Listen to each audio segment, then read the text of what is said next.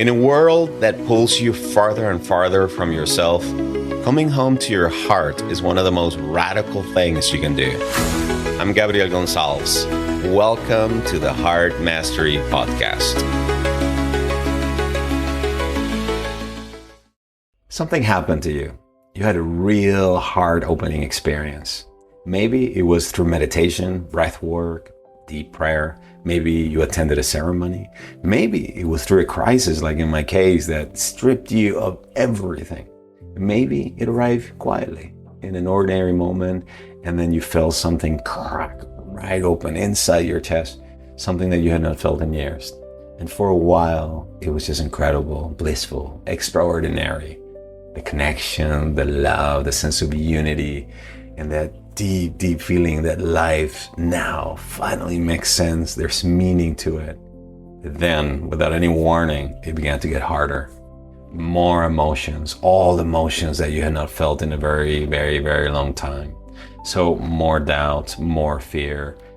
Things that you thought you had dealt with a long time ago began to come surging back. And the practices, oh my God, the practices you had suddenly been doing, they stopped working. They kind of feel hollow. It's like you're going through the motions. And then a tiny little voice began to creep in.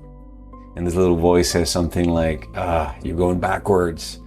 You were better off before your heart opened up. This isn't working.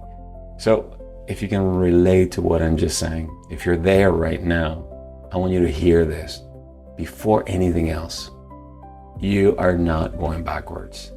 The great mystics call this the dark night of the soul. But I've come to understand it very differently. Not as a darkness, but as love's refining fire. And by the end of today's video, you're going to understand exactly why this descent happens. There are 3 reasons, the science behind it, and most importantly, what to do next. There's a principle at the heart of every genuine spiritual tradition, East and West, ancient and modern, that almost nobody talks about directly. The mystics knew it because they experienced it. The poets also felt it and wrote about it. The desert fathers also experienced it.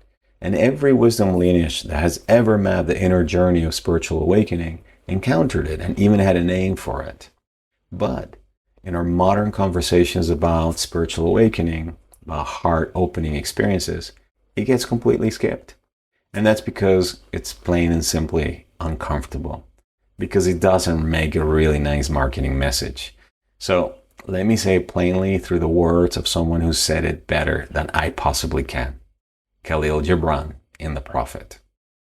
For even as love crowns you, so shall love crucify you. Even as he is for your growth, so is he for your pruning. Even as he ascends to your heights and caresses your tenderest branches that quiver in the sun, so shall he descend to your roots and shake them in their clinging to the earth. When I first read those words many years before my own heart awakening, and I understood them, or I thought I did, I thought they were about romantic love, about falling in love with another person, being crowned by that love, and then being crucified when they betrayed you and the relationship came to an end. And so for a very long time, that was exactly how I lived it. But then, in South Africa, my heart broke right open. And in a moment of complete collapse, as I read those words again, for the very first time, I understood what Khalil Gibran was actually talking about. He wasn't talking about another person. He was talking about love itself. The love that crowns you and then descends to your roots and shakes them. Not as punishment, but as a purification. Rumi, the Persian poet, knew this very well when he wrote, "The wound is a place where the light enters you." I believe he wasn't just being poetic, he was being very precise. Here's the principle, stated in as plainly as I know how to. When love enters, it summons everything that is not love. I'm going to say it again because this is the thing that nobody warns you about. When love enters you, it summons all the unlovingness within you. The heart-opening experience that you felt, that was real. That was love pouring inside of you and you feeling the connection, seeing the beauty, and having that sense of finally being fully alive. That was very real. But love not as an emotion, but as an energy, as a vibrational field. When it generally enters into the heart, a heart that has been closed and defended and wounded for many years, it doesn't just simply fill the empty spaces. It begins to illuminate them. So it shines upon every suppressed emotion, every unhealed wound, every wall that you have built from all pain, every part of you that learned not to trust, not to feel, not to hope. All of it begins to rise so that it can be met, so that it can be felt, so that it can be seen, so that it can be liberated. This is what I call love's refining fire. So it's not a punishment. It's not also a reversal. It's a purification process that anyone who enters into the spiritual path eventually has to go through. So let me ask you, have you ever felt this? Have you ever had a heart-opening experience like the one I'm describing, and then everything begins to rise to the surface? If you have, then I love it if you can just drop a yes in the comments below, because I know exactly what it is that you're describing. If this is a purification, if love's refining fire is doing exactly what it's supposed to do, then why does it feel like a descent? Why does it feel like things begin to get worse? Well, there are primarily three reasons. And the third one is the most people have never heard name. And when they hear it, something shifts. The first reason is your nervous system is recalibrating. When the heart begins to open, the body starts to release all that it has been holding. The grief, the fear, the sadness, all the shame.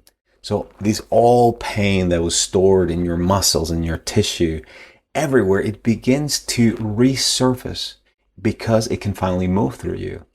Not because something has gone wrong, but because there's finally enough safety in your nervous system to finally it begin to move. So I want you to think of it this way. If you've been holding your fist very clenched for many, many, many years, very, very tight, and you finally begin to relax it, you're going to experience a lot of pain. Not because relaxing is wrong, but because the tissues have become so compressed for such a long time that release will bring about all this pain, all these uncomfortable sensations. So the pain that you're feeling is not the problem. The pain is literally the thawing. Researchers at the Institute of HeartMath has documented exactly this. As the heart begins to open and the walls begin to come down, HRV, which is your heart rate variability, their patterns begins to shift. Vagal tone begins to change. The nervous system enters into a measurable recalibration process. And so what feels like inner chaos is not really a physiological signature. This isn't a breakdown. It's actually your biology that is now catching up with your spiritual and personal transformation. The system is literally coming online.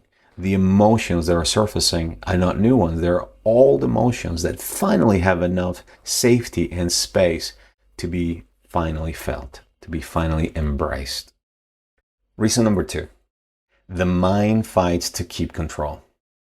For most of your life, the mind has been running the show.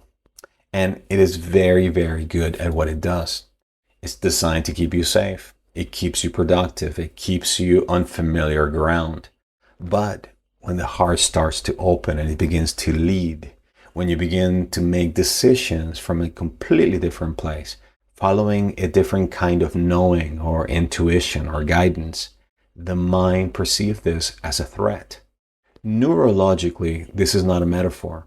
Your brain's default network, the system that is responsible for your sense of self, for your own identity, your story, and your familiar patterns, interprets anything that is unfamiliar, all these unfamiliar states of consciousness, the same way that it interprets physical danger.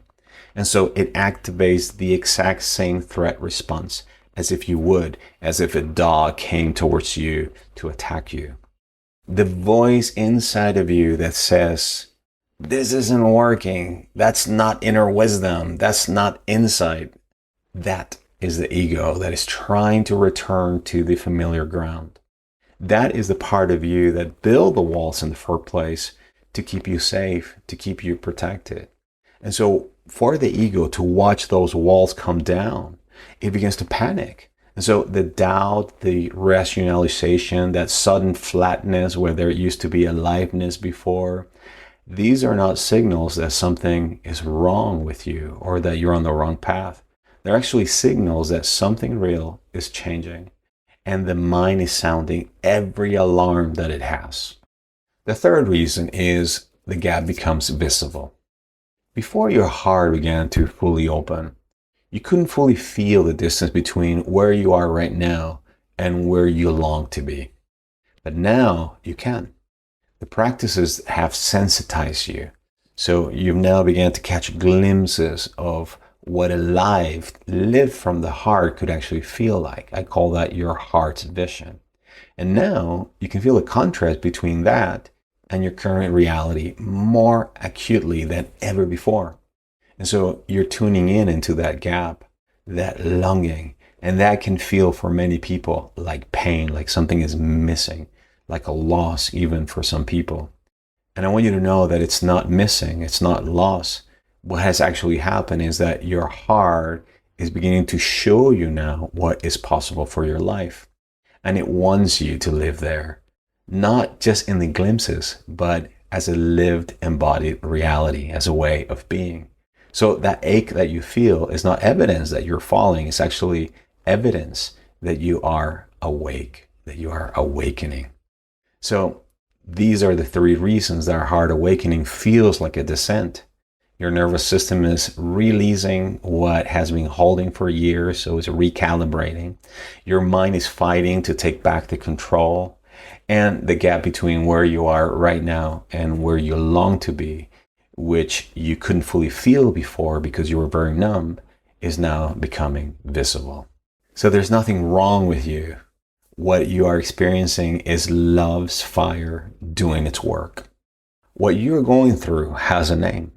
In the framework that I developed over 20 years, what I call the 4 stages of heart mastery, there are 4 stages the heart moves through on its journey from being fully closed to being fully open. The hermit, the initiate, the warrior, and the leader. Most of the people that are watching this video right now have spent years, sometimes decades, in the hermit stage.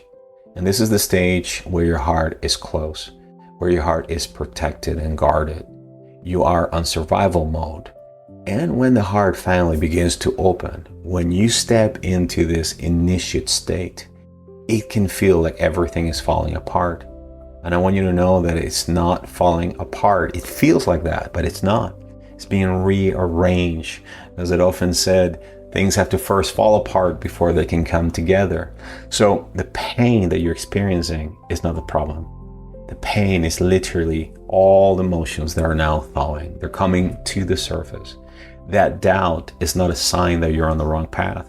It's actually a sign that the mind, your intellect, your ego is beginning to lose its control. And that's exactly what needs to happen. That is love's redeeming fire. So your heart is now showing you what is possible, and it wants you to begin to inhabit it and to live there.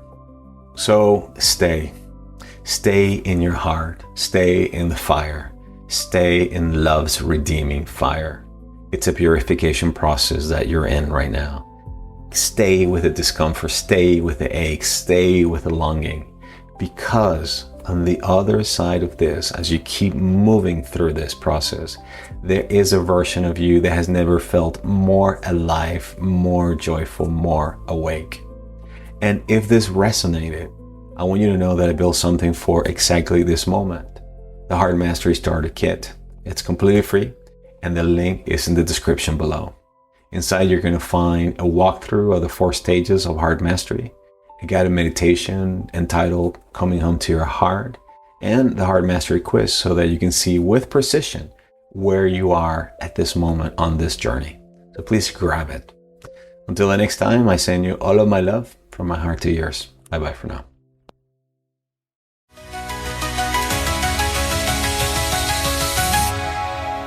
Thanks for being here. Coming home to your heart isn't a destination. It's a daily practice, and you don't have to do it alone. Join us inside the Heart Mastery community and be sure to download the Heart Mastery Starter Kit. It's completely free and a simple way to get started. The link is in the description below.